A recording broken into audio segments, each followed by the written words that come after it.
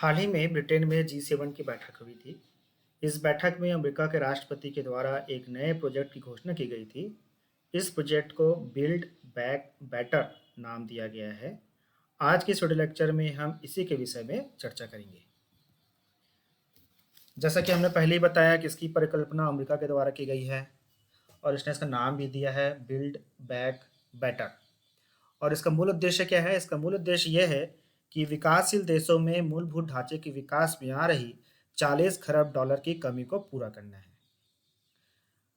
और अब चूंकि इसको परिकल्पना अमेरिका ने किया है, इसलिए अब G7 के देशों ने भी इस परिकल्पना को अपना लिया है। लेकिन बयान में उस देश का नाम नहीं लिया गया जिसकी चुनौती से निपटने के लिए परिकल्पना को स्वरूप दिया गया है। B3W बिल्ड बैक बेटर के तहत अमेरिका के नेतृत्व में G7 देश पूरी दुनिया में मूलभूत ढांचे के विकास के लिए नई साझेदारियां विकसित करेगा। इसका लक्ष्य चीन के निरंतर चल रहे बेल्ट एंड रोड इनिशिएटिव का विरोध करना है।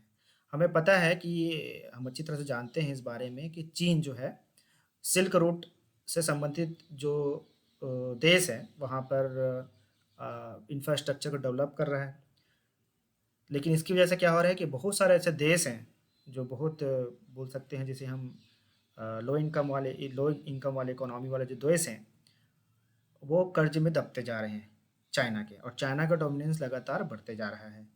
तो उसी के अगेंस्ट में अमेरिका के नेतृत्व में इस परियोजना की घोषणा की गई है जिसका नाम है बिल्ड बैक बेटर। G7 ने वादा किया है कि इस प्रोजेक्ट से शिक्षा और कौशल विकास को मजबूती मिलेगी, श्रम बाजार की भागीदारी में सुविधा होगी। इसके अलावा ये प्रोजेक्ट लैंगिकता, उम्र, शारीरिक कमी, जातीयता, यौन पसंद या आर्थिक स्तर की विविधता को भी एकजुट करेगा।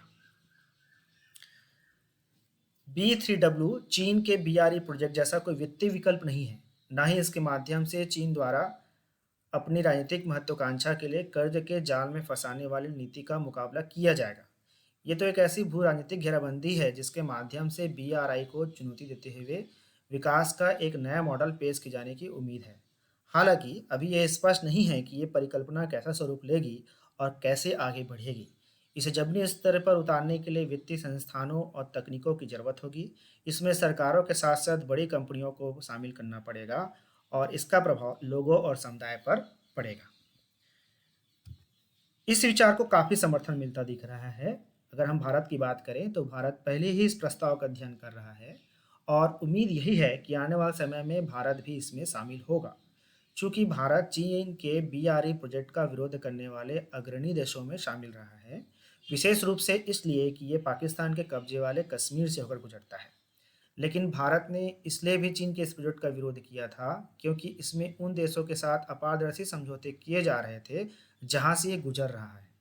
ऐसे में B3W में शामिल होना भारत के लिए ठीक वैसा ही है जैसे उसका क्वाड का सदस्य बनना रहा है। ये बिल्कुल सही दिशा में उठाया गया कदम है। ये उभरते हुए भू राजनीति के हिसाब से भी विकल्पों के सही पाले में जाने का निर्णय होगा। तो इस तरह से B3W या बिल्ड बैक बेटर का जो कॉन्सेप्ट है उसका मुख्य उद्देश्य तो ये है कि विकासशील देशों में इंफ्रास्ट्रक्चर डेवलपमेंट के लिए धन मुहैया कराना। दूसरा ये है कि जो चीन का जो प्रोजेक्ट चल रहा है BRI उसका विरोध करना।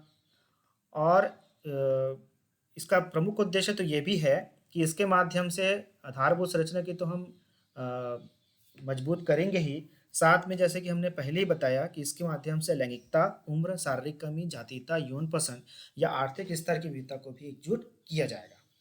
तो आज के वीडियो लेक्चर में इतना ही। अगले वीडियो लेक्चर में हम एक नए टॉपिक पर चर्चा करेंगे।